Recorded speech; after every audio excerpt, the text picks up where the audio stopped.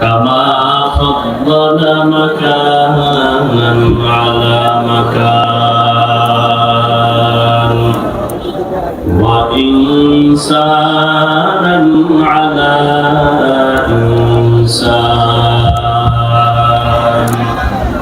ونشهد أن لا إله إلا الله وحده لا شريك له لا ضد له ولا ند له ولا مثل له ونشهد أن سيدنا وسندنا وحبيبنا وحبيب ربنا وطبيب قلوبنا ومولانا محمدا عبده ورسوله أرسله بالحق بشيرا ونذيرا وداعيا إلى الله بإذنه وسراجا منيرا اللهم صل على محمد النبي الأمي وعلى آله وسلم تسليما وبعد فأعوذ بالله من الشيطان الرجيم بسم الله الرحمن الرحيم يا أيها الذين آمنوا اتقوا الله وكونوا مع الصادقين وقال النبي صلى الله عليه وآله وسلم من تواضع لله رفعه الله أو كما قال النبي عليه الصلاة والسلام صدق الله مولانا العظيم وصدق رسوله النبي الأمي الكريم ونحن على ذلك من الشاهدين والشاكرين والذاكرين والحمد لله رب العالمين سبحانك لا علم لنا إلا ما علمتنا إنك أنت العليم الحكيم رب اشرح لي صدري ويسر لي أمري واحلل عقدة من لساني يفقه قولي निगाह मुमिन से बदल जाती है तकदीर निगाह मुमिन से बदल जाती है तकदीर ये बंदा की कुव्वत नहीं कुदरत का इशारा ये बंदा की कुव्वत नहीं कुदरत का इशारा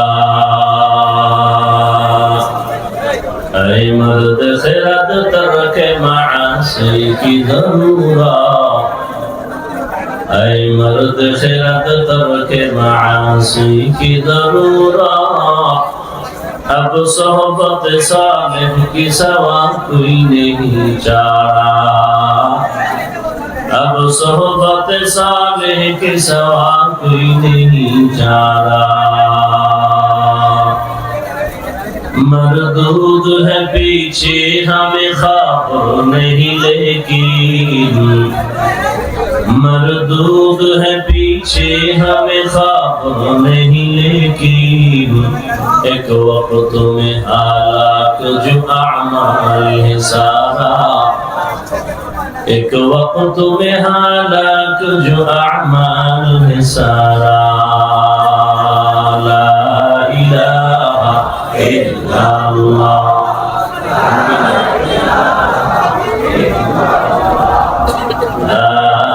ইলাহা ইল্লাল্লাহ লা ইলাহা ইল্লাল্লাহ লা ইলাহা ইল্লাল্লাহ লা ইলাহা ইল্লাল্লাহ মুহাম্মাদুর রাসূলুল্লাহ।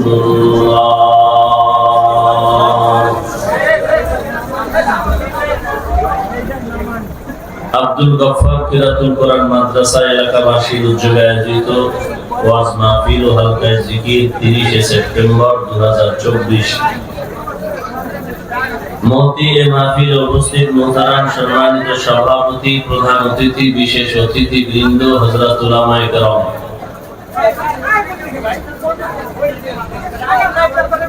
এই বক্স কোথায়? বক্স এই যে আমার, এই যে বক্স মনিটর কই? মনিটর দেয় নাই? ওটি ঠিকঠাক, ওটি থাকে। মনিটর দিছে কোথায়? না দেয় নাই? পিছনে দিলে আওয়াজ দাও।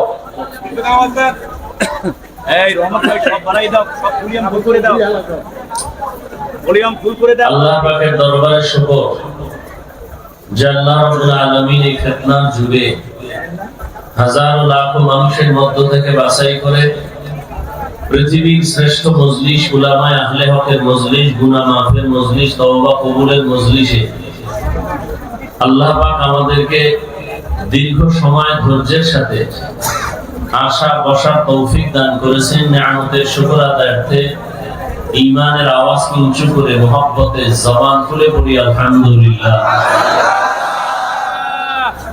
দরুদ ও সালাম সাইয়্যিদুল মুরসালিন রাহমাতুল লিল আলামিন শফিউল মুজনিবিন খাতামুন নবিয়্যিন সাইয়্যিদুস সাকালাইন ইমামুল মুরসালিন शफीअ आज़म रसूल अकरम रहमत आलम नबीउल अरब वल आज़म हबीब किबरिया अशरफुल अंबिया सय्यदुल अंबिया शफीअ महशर साक़ी कौसर आका इनामदार मदीना का ताजदार आफ़ताब नबुव्वत फ़ख्र मौजूदात सय्यदुल मखलूक़ात हज़रत मुहम्मदुर रसूलुल्लाह सल्लल्लाहु अलैहि व आलिहि वसल्लम।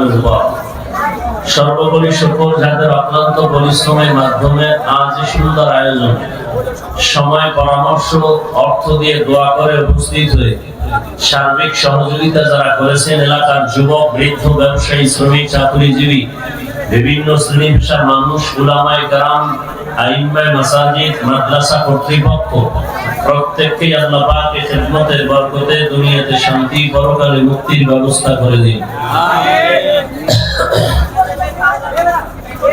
দীর্ঘ সময় হযরত উলামায়ে কেরাম কোরআন সুন্নাহ ভিত্তিক দিক নির্দেশনামূলক আলোচনা রেখেছেন। উলামায়ে কেরামদের কথা আমাদেরকে সহি তরিকায় আমল করার তৌফিক দান করেন।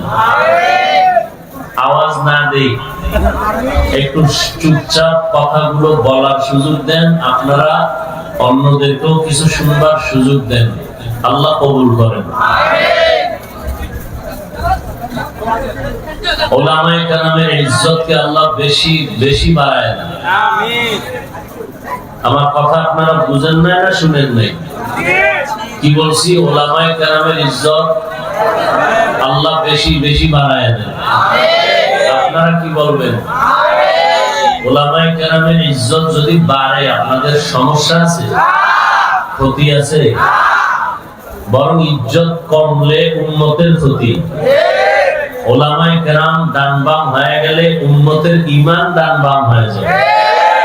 উলামায়ে কেরাম পিছলে পড়ে গেলে উম্মতের ঈমান পড়ে যাবে। উলামায়ে কেরাম এক থাকলে মুমিনের ঈমান এক থাকবে। উলামায়ে কেরাম ইজ্জতের মানদণ্ডে থাকলে মুমিনের ঈমান ইজ্জতের সর্বোচ্চ শিখরে থাকবে। কিন্তু কিছু দুনিয়ামুখী আল্লাহর বান্দারা ফেসবুকে লেখার দ্বারা আর বলার দ্বারা কিছু বান্দা আলেমদের ইজ্জত ছোট করার ষড়যন্ত্র করে, প্রপাগান্ডা ছড়ায়। তাদের জন্য কি করি? দোয়া করি।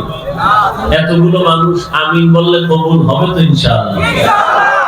দোয়া করি আল্লাহ যারা আলেমদের বিরুদ্ধে লেখার মাধ্যমে, বলার মাধ্যমে প্রপাগান্ডা ছড়ায়, আল্লাহ তাদের হেদায়েত দান করে। আল্লাহ তাদের হেদায়েত দান করে। আল্লাহ তাদের হেদায়েত দান করে। আল্লাহ পাকের ইলমে যদি তাদের হেদায়েত নাই থাকে, আল্লাহ কুদরতের দ্বারা দমন করে দেন। আল্লাহ কিভাবে দমন করবেন সেটা তো আল্লাহই ভালো জানেন। ওলামায়ে কেরামের বিরুদ্ধে সাধারণ মানুষকে সজাগ করলে বা সাধারণ মানুষের মাঝে বিভ্রান্ত ছড়াইলে ইসলামের লাভ হবে? বলেন, কোনো লাভ হবে? হ্যাঁ, এখন বলবেন তো আলেমদের মধ্যে কি ভুল করে না? 1000 বার ভুলের ঊর্ধ্বে কেউ না। খুব খেয়াল করেন, ওলামায়ে কেরাম ভুল করতে পারে না পারে না? শয়তান ধোঁকা দিতে পারে না পারে না? পারে। শয়তান যদি ধোঁকা দিতে পারে, ভুলও বলেন না কেন ভাই? কিন্তু ভুল ধরলে বা ভুল হলে বা ভুল করলে ধরায়া দেওয়ার, লোকমা দেওয়ার তো মানুষ আছে। কি ফেসবুক, মাইক? আল্লাহ আমাদের হেদায়েত দান করুন। আমি এভাবে উদাহরণ দিয়ে বলি, মসজিদে ইমাম সাহেব নামাজের মুসাল্লায় দাঁড়ানো, পেছনে শত হাজার মুসল্লি দাঁড়ানো, নামাজের মধ্যে দাঁড়াইয়া ইমাম সাহেবের ভুল হতে পারে না পারে না? যদি ইমাম কেরাত ভুল করে তাহলে কি করতে হবে? বলে লোকমা দিবে। বলেন কি দিবে? লোকমা দিবে। তো লোকমা দিবে। লোকমা যদি চায়ের দোকান মসজিদের পাশে আছে না নাই? ইমাম সাহেব বক্সে কেরাত করতেছেন, কেরাতের আওয়াজ চায়ের দোকানওয়ালা শুনতেছেন, ওখানে যারা দোকানে বসা আছে নামাজ পড়ে না তারাও শুনতেছে। ইমাম যে আলহামদুলিল্লাহ সূরায় কথার কথা ভুল করতেছে এটাও শোনা যাচ্ছে। শুইনে যদি চায়ের দোকানওয়ালা লোকমা দেয় হবে? যদি লোকমা দেয়, দেওয়াও জায়েজ নেই।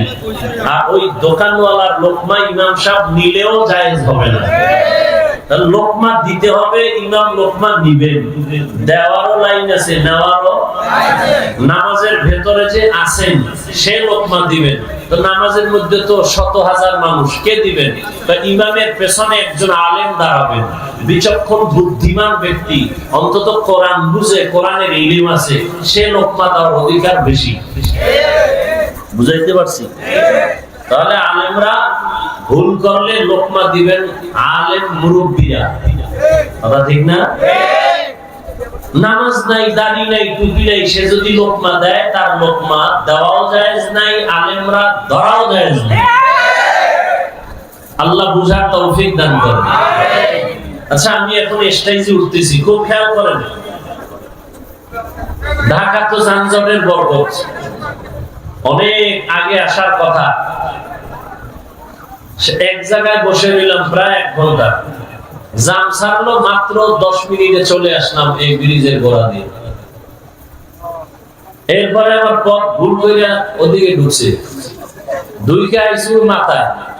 হ্যাঁ, এখান থেকে আবার কেমনে আসবো? আবার দুইটা লোক আমাদের এই মাহফিলের কর্তৃপক্ষ না, ওরা খুব কষ্ট করে আমাদেরকে ওদিক দিয়ে ঘুরায় নিয়ে এরপরে পিছনে নিয়ে আসে। খায় মানুষ বিচার করে উপরের হালাত দেখে, আল্লাহ বিচার করেন কলব দেখে, অন্তর দেখে। এই জন্য আমরা উপর দিয়ে দেখলে সইতে পারি না। আল্লাহকে আমি তো ভিতরের খবরটা জানি, আমি ওইভাবেই বিচারের আওতায় নিয়ে আসি। তো বলতেছিলাম, আমি স্টেজে উঠতেছি, পেছনে মানুষ আছে না নেই? সবাই হাত বাড়াইছে, আমার সাথে হাত মিলাবে। খুব বুঝেন কিন্তু, কি মিলাবে? মুসাফা করো। এটা কি দুশ্মনী না মহব্বত? এখন যদি এইরকম স্টেজে উঠার সময় দুই পাশে অনেক আল্লাহর বান্দারা দাঁড়ানো থাকেন, আমি যদি এভাবে মুসাফা একজনের সাথে করি তো সবার সাথে করতে হবে না? তাহলে শত ব্যক্তির সাথে যদি আমি মুসাফা করি তাহলে আমার সিরিয়াল, আমার নিয়ম ঠিক রাখা সম্ভব হবে? স্টেজ পর্যন্ত হবে না। কিন্তু এটাকেও অনেকে বিভিন্ন ভাবে দেখছি, এটাকে কাট করে ভিডিও করে মানুষের কাছে প্রপাগান্ডা ছড়ায়। হুজুর অহংকারের সাথে হাত বাড়ায় না, এত মানুষ হাত বাড়াইলো, হুজুর মুসাফা করলেন না। আর কিছু মানুষ মুসাফা করে হাত বাড়ায় শুধু ছবি তোলার জন্য। মোবাইলে কি জন্য? আল্লাহর জাতের কসম, ছবি তোলার জন্য হাত বাড়ায় মুসাফা করলে ছবি হবে, সওয়াব হবে না। আর আমিও ওয়াদা করছি, ছবির জন্য যারা হাত বাড়ায় মুসাফা করবে আমি টের পাইলে ও হাত বাড়ায় দিব না। এটা আমার ওয়াদা। থাকে পক্ষে এটা ভুলে, কিন্তু জানা সত্ত্বে দিব না যে আমি মুসাফা করলে ছবি তুলবে। এটা যদি আমি টের পাই তো আমি হাত বাড়াবো না। বুঝাইতে পারছি?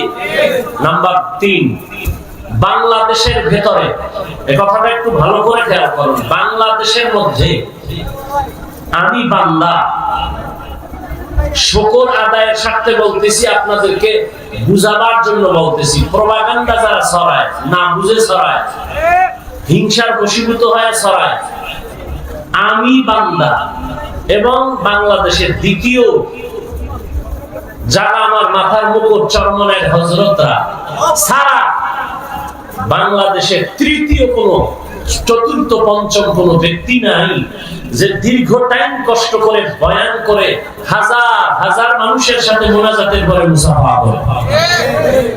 আর কেউ নেই। চরমনের হযরতরা করে, আমি কষ্ট হলেও মোনাজাতের পরে হাজার হাজার মানুষের সাথে মুসাফা করি। এগুলো দেখেন না? স্টেজে উঠতে শত শত মানুষ হাত বাড়াবে, একজন একটা ধরলে সবারটা ধরতে হবে, না ধরলে ঝামেলা, ধরলেও বিপদ। এটা ধরলে হাজার হাজার মানুষ বয়ান করতেছে, কি কষ্ট। এরপরে আবার দীর্ঘ টাইম বসে থেকে সবার সাথে মুসাফা করার চেষ্টা করি। এটা দেখেন না? এটা প্রচার করেন না কেন? এই গুণটা বলেন না কেন? দোষটা বলেন কেন? আল্লাহ সব ভাইকে হেদায়েতের দৌলত দান করেন। যাই হোক, তো দোয়া করলাম উলামায়ে কেরামের ইজ্জত বেশি বেশি বাড়া দরকার। কেন? কিয়ামতের আগ মুহূর্ত পর্যন্ত এই জমিনে এক সেকেন্ডের জন্য আর নবীজি আসবেন না। আসবেন? মাঝে মাঝে কামরাঙ্গীর চর বড় মসজিদে আসবেন। নবী আসবেন? আসবেন না। আবু বকর, ওমর, ওসমান, আলী সহ কোন সাহাবায়ে কেরাম আসবেন? কিয়ামত পর্যন্ত কোন আইম্মায়ে কেরাম আসবেন? ইমাম আবু হানিফা, ইমাম আহমদ বিন হাম্বল, ইমাম মালিক, ইমাম শাফিঈ রাহিমাহুল্লাহ কেউ আসবেন না। ইমাম বুখারী, ইমাম মুসলিম, ইমাম তিরমিজি কেউ। আউলিয়া কেরামদের মুরব্বি বড় বড় যারা, মুজাদ্দিদ আল-ফিসানি, বড়পীর আব্দুল কাদের জিলানী, এরকম খাজা মুঈনুদ্দিন চিশতি আজমিরি কেউ আসবেন? তো কিয়ামত পর্যন্ত এই উম্মত জান্নাতের পথে চলবে না। আপনারা চলবেন না? যত অন্যায় করি টার্গেট জান্নাতে যাব। সবাই তো ইনশাআল্লাহ একমত। কিন্তু জান্নাতের পথ কই? জান্নাতের পথ তো আছে সহজ এবং সঠিক এক পথ, কিন্তু আঙ্গুল ধাক্কা ধাক্কিতে পথ বহুত হয়ে গেছে। কেউ বলে কবরে সিজদা দাও, এটাই জান্নাতের শান্তির পথ। কেউ বলে দাড়ি কাটো, মদ পান করো, এটাই শান্তির পথ। তাহলে এইরকম পথ হতে হতে অনেক পথ। সঠিক পথের সন্ধান আছে নিরেট ভাবে কোরআন হাদিসে। কোথায়? বলেন কোথায়? কিন্তু কপাল খারাপ, কোরআন হাদিসের আরবি বুঝেন না, পড়তেও পারেন না। এখন কি করবেন? জান্নাতে যাব, পথ চিনি না। পথ আছে কোথায়? কোরআন হাদিসে। কোরআন হাদিস পড়তে পারেন না, এখন কি করবেন? নবীও আসবেন না বুঝাইতে, আবু বকর রাদিয়াল্লাহু আনহু আসবেন না, কোন সাহাবায়ে কেরাম আসবেন না, তাবেঈন আসবেন না, তাবেঈন আসবেন না, উলামায়ে মুতাকাদ্দিমিন আসবেন না, বড় বড় আউলিয়া কেরাম আসবেন না। এখন জান্নাতে যাব, এটা পাই না। জান্নাতের সঠিক পথ আমার দরকার, এটাও আমি চাই। সঠিক পথ আছে কোরআন হাদিসে, কিন্তু কোরআনও পড়তে জানি না আরবি, হাদিসেরও আরবি বুঝি না। এখন উপায় কি? স্থায়ী সমাধান একমাত্র উপায়, কিয়ামত পর্যন্ত এই জাতি উলামায়ে কেরামের অনুসরণ করতে হবে। কোরআন সুন্নাহর আলোকে উলামায়ে কেরামকে মেনে চলতে হবে। যারা আলেমকে মানবে না, ফাসারাত দুনিয়া ওয়াল আখিরা, দুনিয়াও বরবাদ, আখিরাতও বরবাদ। এজন্য ইতিহাস আপনারা জানেন, রহমতের নবী, শেষ নবী, শ্রেষ্ঠ নবী। আমার নবী যেমন শেষ নবী, তেমন কথা বলুন না কেন? শ্রেষ্ঠ নবী না হলে শেষ নবী হতে পারে না, শেষ নবী না হলে শ্রেষ্ঠ নবী হতে পারে না। কিন্তু একজন আল্লাহর বান্দা, তিনি আর্টিকেল লিখেছেন, নাম বলবো না, অনেক শিক্ষিত লোকেরা তার নাম জানে, চিনে। তিনি লিখেছেন, নবীকে শেষ নবী হিসেবে শ্রেষ্ঠ নবী বলা মিথ্যা, নবীকে শ্রেষ্ঠ বলা যাবে না। ওই লোকটা মূলত কোরআন মানে, হাদিস মানে না, আহলে কোরআনের। আল্লাহ হেদায়েত দান করুন। তো শেষ নবী না হলে শ্রেষ্ঠ নবী হতে পারেন না, শ্রেষ্ঠ নবী না হলে শেষ নবী হতে, এটা ভিন্ন আলোচনা। সেই শেষ নবী, শ্রেষ্ঠ নবী মক্কা নগরীতে আসেন কোন এক বছরের রবিউল আউয়ালে অথবা অন্য মাসে। 63 বছর হায়াত শেষ করে আবার নবী চলে গেলেন। আসা এবং যাওয়ার দিন সোমবার। কিবা নবী এসেছেন সুবহে সাদিকের সময়। রাসূলের ইন্তেকাল হয়েছে 63 বছর পরে, চাষতের সময়, জোহরের আগে, সোমবার। কিন্তু রাসূলের দাফন হয়েছে বুধবার দিন গিয়া তাহাজ্জুদের সময় রাতে। নবীজি আসলেন মক্কা নগরীতে। মক্কা নগরীর অবস্থা তখন কি ছিল আপনারা সবাই জানেন। জাহিলি যুগ, খারাপ ছিল। কত খারাপ! পৃথিবীর কোথাও এই পরিমাণ খারাপ মানুষ কোথাও ছিল না। মক্কার মানুষ যেই পরিমাণ খারাপ,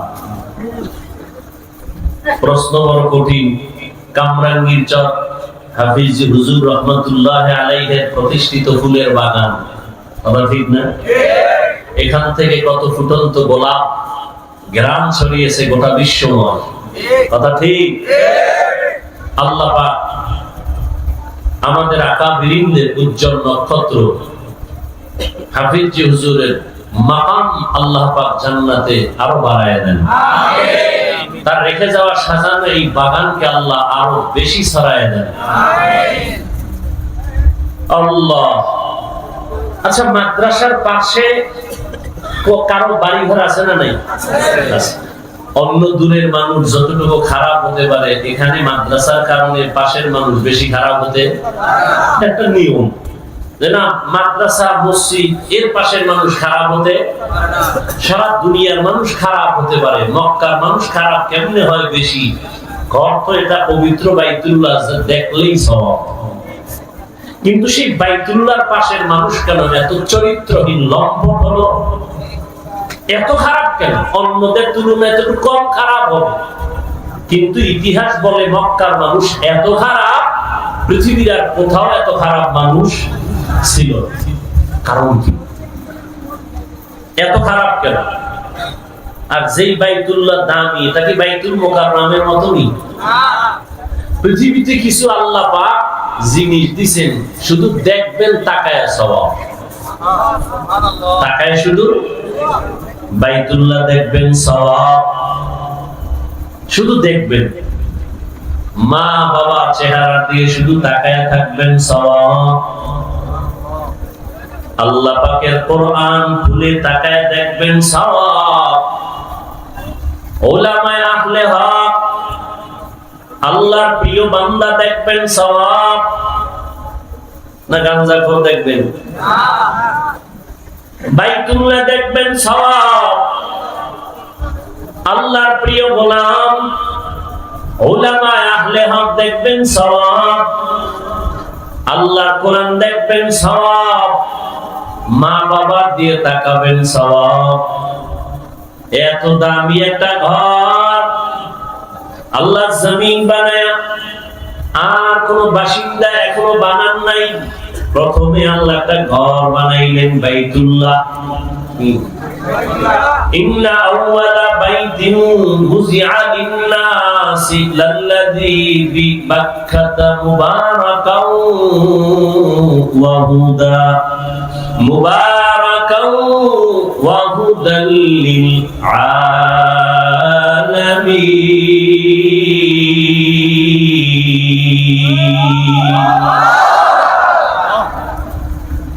আল্লাহ জমিন বানায় একটা প্রথম ঘর বানাইলেন, বাইতুল্লাহ।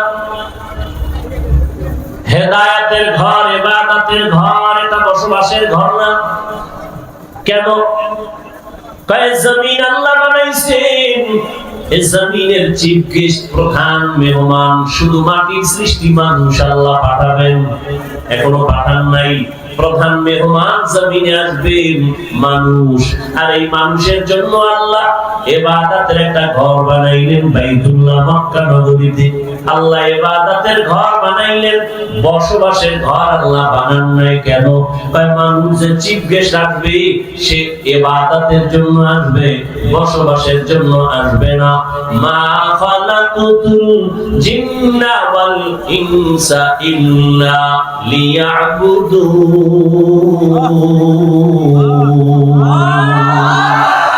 মা খালাকুতুল জিন্না ওয়াল ইনসি বাখাজুজ ইবাদাত নিস্তে মাকসুদ আজ্জাহা। মানুষ আসবে কি জন্য? ইবাদতের জন্য। এজন্য ইবাদতের ঘরটা আগে বানায় দিয়েছেন বাইতুল্লাহ। তো মানুষ দুনিয়াতে আসবে ইবাদতের জন্য, বসবাস করবে কই? আল্লাহ বলেন আমার জমিনের চিফ গেস্ট মানুষ, আওলাদে আদম। আমি আল্লাহ মানুষ ইবাদতের জন্য পাঠাইলাম, এরা দুনিয়ায় গিয়া করবে আমি আল্লাহর ইবাদত, আর এরা বসবাস করবে যেখানে বানায় রাখছি আমি আল্লাহ জান্নাত। দুনিয়া ইবাদত, বসবাস কই? মরার আগে না পরে? মরার পরে। ওই জান্নাতটা এখান থেকে খরিদ করে নিতে হবে। এখান থেকে আল্লাহ আমাদের সবাইকে জান্নাত খরিদ করার তৌফিক দান করেন। খরিদ করতে হলে টাকা লাগবে, হ্যাঁ কিছু লাগবে তো, এমনি ভাইবেন। ইন্নাল্লাহা আশতারা মিনাল মুমিনিনা আনফুসাহুম ওয়া আমওয়ালাহুম বিআন্না লাহুমুল জান্নাহ। আল্লাহ বলেন আমি আমার প্রিয় বান্দাদের মধ্যে যারা মুমিন, এদের জান আর মাল আমি কিনে নিয়েছি, বিনিময়ে জান্নাত দিয়েছি। আল্লাহ আমাদের জান মাল নিয়ে নিছেন, বিনিময়ে কি দিবেন? জান্নাত। তাহলে জান্নাত যদি আমরা চাই, বিনিময়ে জান মাল আল্লাহ কার? আল্লাহ। তাহলে আমার কাছে যে জান আছে, মাল আছে, এর মালিক কে? আল্লাহ। আল্লাহ হলেন আমার জান মালের মালিক, আমি জান্নাতের মালিক। আমি কিসের মালিক? জান্নাতের মালিক। দুনিয়ায় ইবাদত করে কাটাও, পরকালে আল্লাহ জান্নাত দিবেন। কেমন জান্নাত? যদি কামরা ঘটাইয়া যাইতে পারো, আজরাইল আইসা রূহটা নেওয়ার আগে আল্লাহ পাক জান্নাতের ছবিটা দেখায় দিবে। আতিনা ফি দারে দুনিয়া না হাসান, আতিনা ফি দারে উকবা না হাসান, ইয়া গিয়াসাল মুস্তাগীসিন ইহদিনা ইফতিখারা বিল উলুমি ওয়াল গিনা। যে কথাটা বুঝাইতে চাইতেছি, মক্কার ঘরটা দামি না?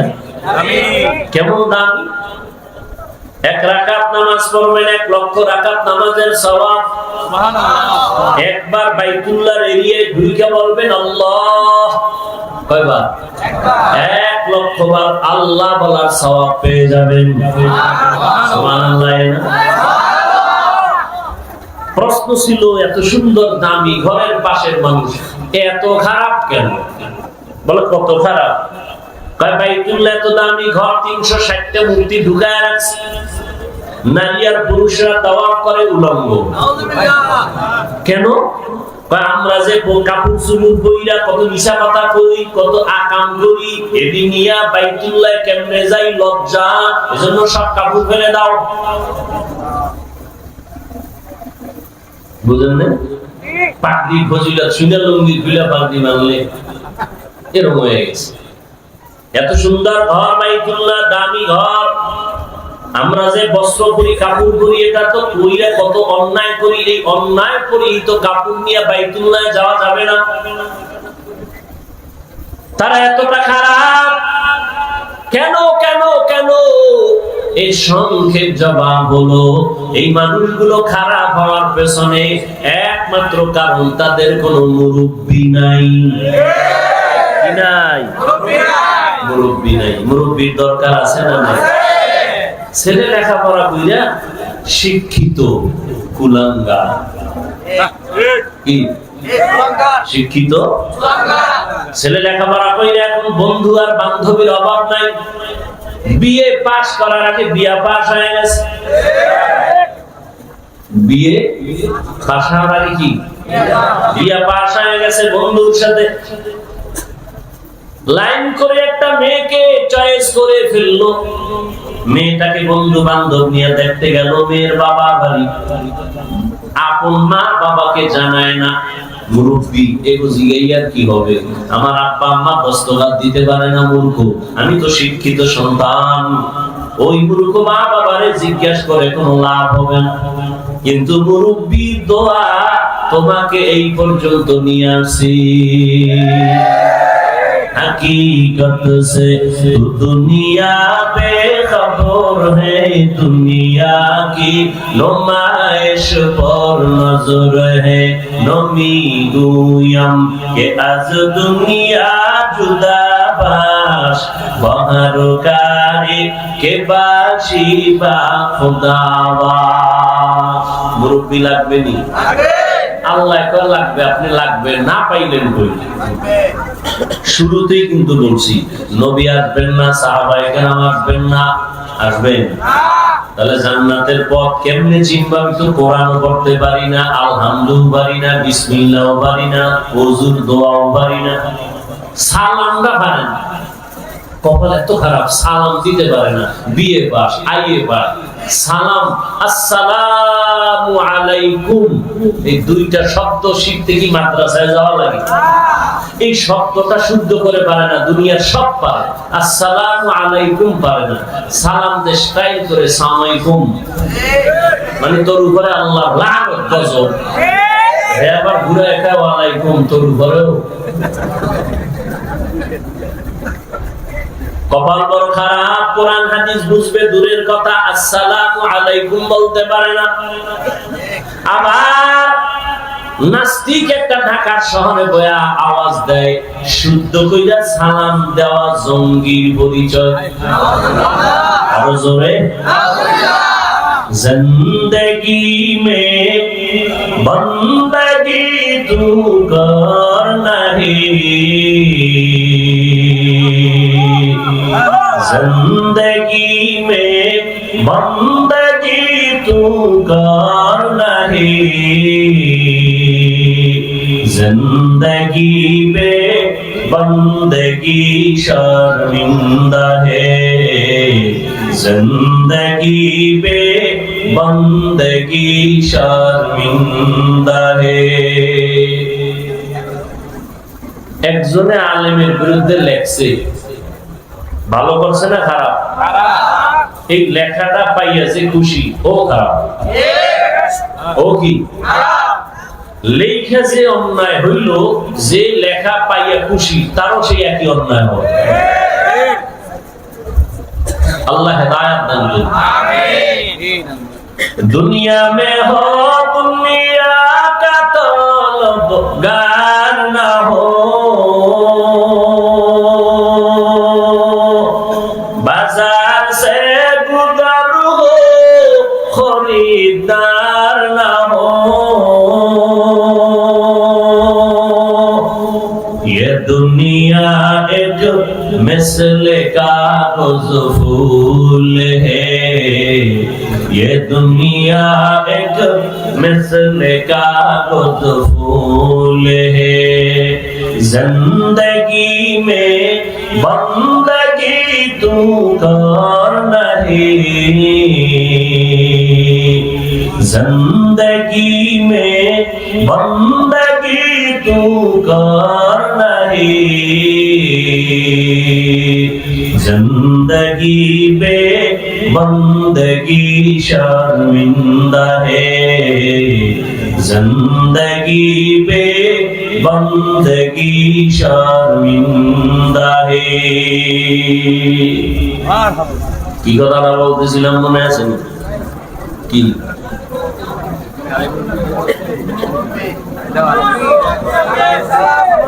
সালাম না? তো যে কথা বলতেছিলাম, সালাম যে পারে না সে কোরআন বুঝবে কেমনে, হাদিস বুঝবে কেমনে? আলেম ওলামারাই বুঝতে হিমশিম খায়। এক একজনের বুঝ এক এক রকম, এই জন্য কথাও এক এক রকম। আয়াত একটা, তাফসীর 10 ভাবে। কেন সবার মেধা একভাবে না? সবার মেমোরির জিবি এক না। সবার মেমোরির জিবি কি এক নি? সাইজ এক। 8 জিবি মেমোরির সাইজ, 1 জিবি মেমোরির সাইজ সব এক। ডিজাইনও কি ভেতরের কারবার এক নি। জমিনে সব মাথায় এক, ভেতরের জিবি কিন্তু এক না। কারো 1 জিবি, কারো 2 জিবি, কারো 3, কারো 8। কিন্তু জিবির একটা সীমানা আছে, বুঝেন নাই?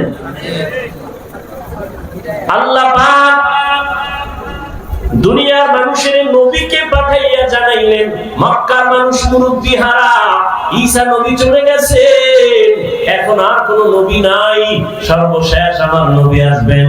মাঝখানে মুরব্বি হারা উম্মত বেপরোয়া হয়ে গেছে। যেই গরুটার গলায় রশি নাই, ও ডানে বামে যা পায় তাই খায়, নিজেরটাও খায় পরেরটাও খায়, ঠিক নেই? রাস্তায় কুত্তা ঘরে অভাব নাই, একটা কুকুরের কোনো দাম নাই, কিন্তু যেই কুকুরের গলায় মালিকের শিকল লাগানো, ওই কুকুরের দাম। খোলা আকাশে 100,000 পাখি উড়ে, কোন পাখির দাম নাই, মালিকের খাঁচায় যে পাখিটা আটকানো, ওই পাখির কি দাম? জমিনে বান্দার অভাব নাই, ওই বান্দাগুলোর কোনো দাম নাই। যেই বান্দা কালেমার রশি গলায় লাগাইয়া বলে আমার আল্লাহ ছাড়া কেউ নাই, এই বান্দার মূল্য এত বেশি, এত বেশি, ফেরেশতাদের থেকেও আল্লাহর কাছে মূল্য বেশি। এজন্য আমি মুরব্বির কি দরকার? আল্লাহ নিজে বলেছেন, আমি আয়াত পড়েছিলাম, ইয়া আইয়ুহাল্লাযীনা আমানুত্তাকুল্লাহ, ও মুমিনেরা আল্লাহকে ভয় করো, ওয়া কুনু মা'আস সাদিকিন, এই জমিনের মধ্যে যারা সত্যবাদী তাদের বন্ধু হইয়া থাকো। হাদিস পড়েছিলাম সংক্ষেপ, নবী বলেন, মান তাওয়াযা লিল্লাহ রাফাআহুল্লাহ, আল্লাহ নবী বলেন, যে নিজেকে ছোট মনে করে চলবে আল্লাহর জন্য, আল্লাহ তার মর্যাদা বাড়ায় দিবে। নিজের বিনয়ী মনে করা, নিজের ছোট মনে করা, আর বড় মনে করার কি আছে? আমার কণ্ঠ, আমি বড়, আমার কণ্ঠের মতো কারো কণ্ঠ নাই, আমার এলেমের মতো আর এলেম নাই। বলে তোমার এলেম কত? মাপ দিছনি, মাপ দিয়া দেখো কয় কেজি হবে। যত এলেমের বাহাদুরি করো না কেন, আমার মতো বক্তা কেউ নাই, আমার মতো খতিব কেউ নাই, আমার মতো মুফতি কেউ নাই, আমার মতো মুহাদ্দিস কেউ নাই, নাই নাই নাই নাই। আনা খায়রুম মিনহু, আমি তার চেয়ে ভালো, আমি তার চেয়ে ভালো, আমি তার চেয়ে ভালো। এ শয়তানের স্লোগান, এটা মুমিনের স্লোগান হতে পারে না। তুমি কত ভালো, কত বড়, বড় বড় যতই বলি, আমি আল্লাহর কসম খেয়ে বলি, যত বড় মুহাদ্দিস দাবি করি না কেন, শাহ ওলিউল্লাহ মুহাদ্দিসের সমতুল্য হতে পারবে না। যত বড় খতিব দাবি করি না কেন, খতিবে আজম সিদ্দিক আহমদ রাহমাতুল্লাহ আলাইহি 1000 ভাগের 1 ভাগ হওয়া যাবে না। ঠিক। আরে আল্লাহর গোলাম, সব উলামায়ে কেরামের ইলম যদি এক জায়গায় ওজন দেওয়া হয়, সাহাবায়ে কেরামের সমান হবে নি? হবে? আসহাবী কান নুজুম, রহমতের নবী বলেন, আমার এক একটা সাহাবীর দাম কত জানো? আকাশের নক্ষত্রের সমতুল্য। আমি মুহাম্মদের আদর্শটাও যেমন সুন্নাত, আমার সাহাবাদের আদর্শটাও তেমন সুন্নাত। ও দুনিয়ার উম্মতেরা, আমার সাহাবাদের এত দাম, আল্লাহ নিজে খুশি হইয়া বলেন, রাদিয়াল্লাহু আনহুম ওয়া রাদু আন, আমিও তাদের উপরে রাজি, তারাও আমি আল্লাহর উপরে রাজি। সাহাবায়ে কেরামের ইলমের সমান হবে না। সমস্ত সাহাবাদের ইলম যদি এক জায়গায় করা হয়, রহমতের নবীর সাথে কোনো তুলনা নাই। এবার রহমতের নবীর এলেন কত। নবী খুশি হইয়া বলেন উতিতু ইলমাল আউয়ালিনা ওয়াল আখিরিন, আল্লাহ আমাকে আউয়াল আখিরের ইলম দান করেছেন। আদম নবীরে যা দিবেন আল্লাহ সেটাও আমারে দিবেন, মুসা নবীরে যা দিবেন আল্লাহ সেটা আমাকেও দিয়েছেন, ঈসা নবীকে যা দিবেন আমাকেও সেটা দিয়েছেন। এক কথায় সব ইলমের মজমুআ, সব ইলমের সমষ্টি আল্লাহ আমি একা মুহাম্মদের দিয়েছি। সুবহানাল্লাহ। না আসবে কেমনে? ফজর পড়েন নাই, জোহর পড়েন নাই, আসর পড়েন নাই, মাগরিব পড়েন নাই, এশা পড়েন নাই, বিড়ি টেনে ঢুকছেন। সুবহানাল্লাহ। এই বলেন আহা এরে যুবক, কপাল ভালো কিন্তু পুড়িয়া ফেলাইলি নিজ হাতে। ওই আবু জাহাল 13 বছর আমার নবীকে দেখলো, বয়ান শুনলো, কপাল খারাপ, কালেমা পড়লো না। কে? যেই নবীর একবার দেখলে পেটের ক্ষুধা নিবারণ হয়ে যায়। কেমন মায়ার নবী আমার, যেই নবীর ঘাম থেকে বেশ করে ঘেরান পাওয়া যায়। ও গো নবীর উম্মতেরা,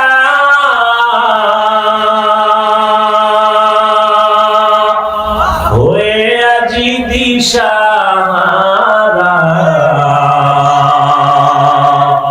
কোরআন হাদিস রে চলো যখন যাহা চাই মনে, নবী বিনে কে তারাবে ফুসিরাত মিজানে, নবী বিনে কে তারাবে ফুসিরাত মিজানে। এরে নবীর আশিক রে যুবক, তোর কপালের উপরে আমার নবীর কেমন মহব্বতের আওয়াজ। নবী বলেন বুড়ারা আমি মুহাম্মদের বিরোধিতা করেছে, যুবকেরা আমার উপকার করেছে। নবীর উপকার করছে কারা? বিরোধিতা করছে কারা? এই মাঠের বুড়ারা। ওই সময়ের বুড়া আবু জাহিল নবীর দুশমন, আবু লাহাব বুড়া নবীর দুশমন, হ্যাঁ, ওতবা বুড়া নবীর দুশমন, সাহেবা বুড়া নবীর দুশমন, আর যুবকেরা নবীর বন্ধু না দুশমন? লিখে রাখ, 2 থেকে 300, 400, 500 টাকাও যদি খরচ করা লাগে, একটা পেস্টুন বানাইয়া রাস্তার মোড়ে মোড়ে টানায় দিবি, কথাটা ভুলে যাবি না রে বাবা। আমার জীবনের একটা প্রিয় দাবি তোদের কাছে রেখে যাই যুবকদের। মদিনার নবী বলেন যুবক আমার উপকার করেছে 7 বছর থেকে 11, এর মাঝখানে আমার চাচাতো ভাই হযরত আলী আয়েশা আমার হাতে হাত লাগাইয়া কালেমার পতাকা উড্ডীনের শপথ নিল। 11 বছরের হযরত আলী এতদিন ছিল চাচাতো ভাই, এখন হলো সাহাবী, কিছুদিন পরে হবে জামাতা। কি হবে? রহমতের নবী দোয়া করলেন আনা দারুল হিকমা ওয়া আলিয়ুম বাবুহা, আমি মুহাম্মদ হলাম ইলম ও হিকমতের ঘর, আর এই ইলমের ঘরের দরওয়াজা আমার আলী। সুবহানাল্লাহ। বলুন মেরা এহসাসো গর্দন বেহিসাব, হলকে রাদা দন জওয়াবে বাসওয়া আপনা দারত, দোস্তে খলকা জারেরা নিস্তে ই খসলত একে দিনদারেরা। হযরত আলীর নবী এমন দোয়া দিবেন, আল্লাহ ইলমের ভান্ডার আলীর জন্য খুলে দিবেন। সুবহানাল্লাহ। কেমন ভান্ডার আল্লাহ দিবেন আলীর। হযরত আলী বলেন যুবক ভালো করে লিখে রাখো, অন্তরে ঢুকাও। হযরত আলী বলেন মান আল্লামানি হারফান ইনশাআ বাআ ওয়া ইনশাআ আতাকা, আমাকে একটা অক্ষর যিনি শিক্ষা দিয়েছেন সে আমার মাথার মুকুট, তার মূল্য কত? বলে হযরত আলী বলেন চাইলে আমাকে গোলাম বানাইও রাখতে পারেন, বিক্রিও করে দিতে পারেন, একটা অক্ষর যিনি শিখাইছেন তার এত মূল্য। বুঝনি রে যুবক বাবা, আজকে মেজাজ দেখাও শিক্ষকের সাথে, আছে না নাই? সাবধান, শিক্ষকের সাথে যারা বেয়াদবি করবি বিচার হবে মরার আগে, মরার পরে না আগে? আল্লাহর কাছে মাপ চাবি, ক্ষমা হবে না। কারণ শিক্ষক যদি ক্ষমা না দেয় আল্লাহ দিবেন না, কারণ এটা বান্দার হক। আমার আব্বা আম্মা হাফিজুর রহমান রে এটা সাইন শিখাইতে পারে নাই, দস্তখত শিখাইতে পারে নাই। আব্বা আম্মা কলিজা বিরা দোয়া দিবেন, কিন্তু আমার এই চেয়ার পর্যন্ত মা বাবায় দোয়া দিবেন ঠিক, কিন্তু লেখাপড়া শিখাইতে পারেন নাই। কোরআন হাদিসের কথা বলা যিনি আমারে শিখাইছেন তিনি আমার মাথার মুকুট, যিনি আমাকে মানুষ বানাইছেন তিনি আমার মাথার মুকুট, শিক্ষক উস্তাদ। এর এত মূল্য, এক কথায় তিনি আমারে মানুষ বানায় দিয়েছেন। ওই শিক্ষকের সাথে যারা বেয়াদবি করবা কারণে অকারণে আল্লাহর কসম, আল্লাহর কসম, আল্লাহর কসম, বিচারটা মরার আগেই হবে। মরার পরে না আগে? মেজাজ দেখানোর জায়গা পাও না। মা বাবার সাথে মেজাজ, শিক্ষকের সাথে মেজাজ, আল্লাহ হিদায়াত দান করুন। আর হুজুরে বলেন লিকুল্লি শাইইন জিনাতুন ফিল ওয়ারা।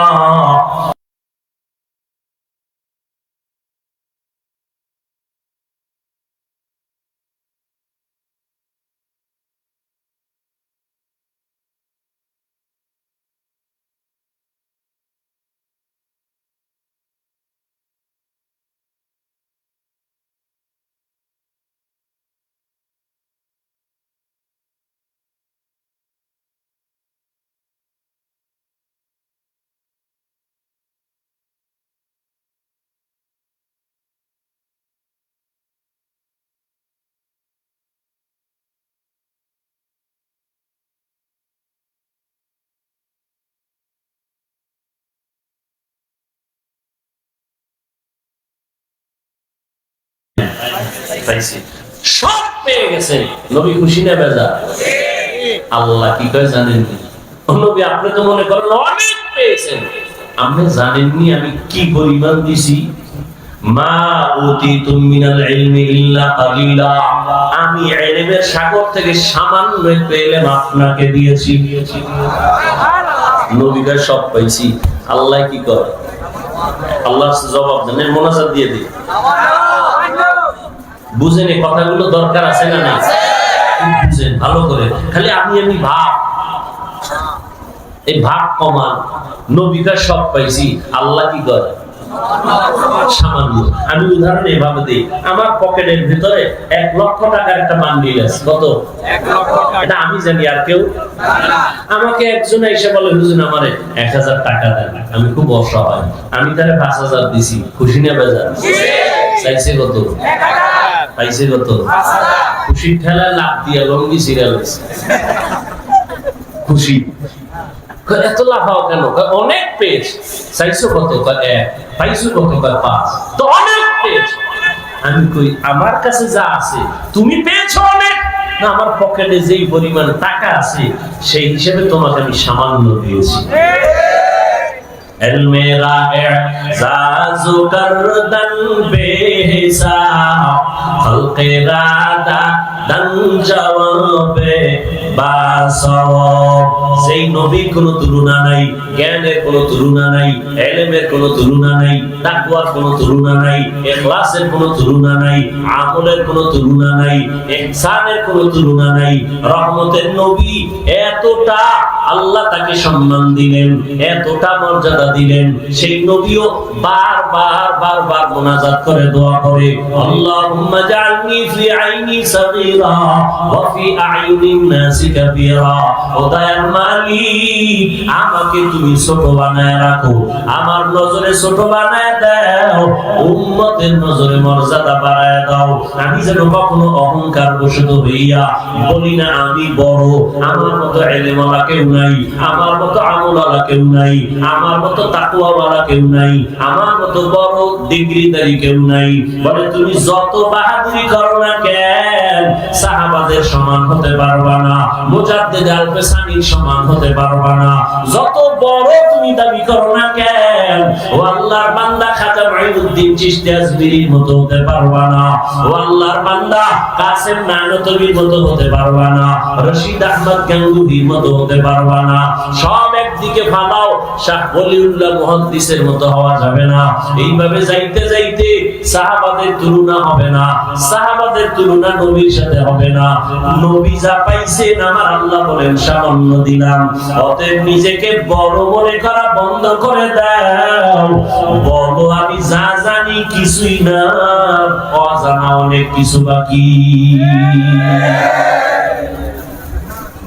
নিজেকে যদি বড় বানাতে চাও হে মুমিন, বড়দের কদমে নিজেকে করে দাও বিলীন।